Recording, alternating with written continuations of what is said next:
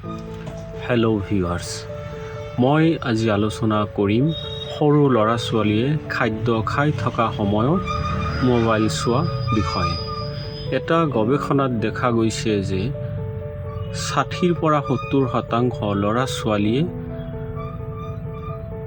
Mobile চাই থাকিব আৰু মাকে মুখত ভাত তুলি দিব। এইটো এই বিষয়টোত দেখাততো এটা স্বাভাৱিক বিষয় যে মাকে খুৱাই দিছে, বাচ্চাই খাই আছে, কিন্তু এইটো এটা ডাঙৰ সমস্যাৰ কাৰণ হৈ যাব যদি ভাবে যে আপোনাৰ ল'ৰা ছোৱালীক স্বাস্থ্যৰ ফালৰ পৰা আৰু আত্মনিৰ্ভৰশীলৰ ফালৰ পৰা সুস্থ ৰাখিব। তেতিয়াহ'লে এই কাৰ্যটো বন্ধ কৰিব লাগিব।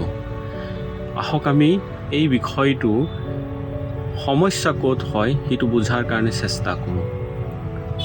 যেতিয়া ল'ৰা ছোৱালীয়ে মোবাইলৰ ফালে মনোযোগ দি আছে, তেখেতৰ গোটেইখিনি মনোযোগ মোবাইলৰ ওপৰত ৰৈ আছে। যিটো কণ্টেণ্ট চলি আছে সেইটোহে অবজাৰ্ভ কৰি আছে।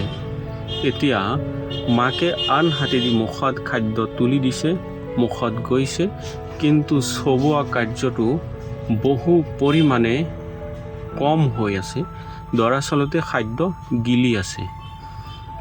এইটো হোৱাৰ ফলত মেডিকেলিয়াতে কি প্ৰব্লেম হৈ আছে, প্ৰত্যেকজন মানুহৰ কাণৰ তলত এটা গ্লেণ্ড থাকে, যিটো গ্লেণ্ডৰ নাম হ'ল পেৰটিক গ্লেণ্ড। ইয়াতে এটা গ্লেণ্ড আছে যিটো কোৱা হয় সাব মেণ্ডিবুল, এটা আছে সাবলেংগুৱেল, অৰ্থাৎ ইফালে 3টা গ্লেণ্ড, ইফালে 3টা।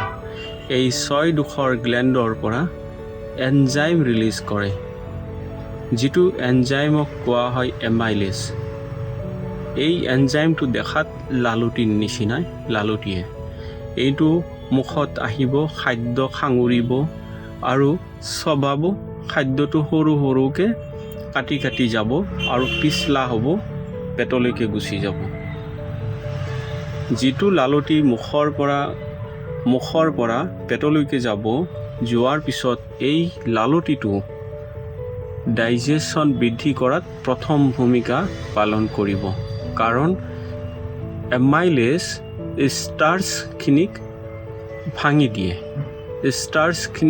দিয়ে। অৰ্থাৎ খাদ্য যিটো ভাত, এইটো হজম কৰাৰ ক্ষেত্ৰত এমাইলেজৰ ডাঙৰ এটা ভূমিকা আছে।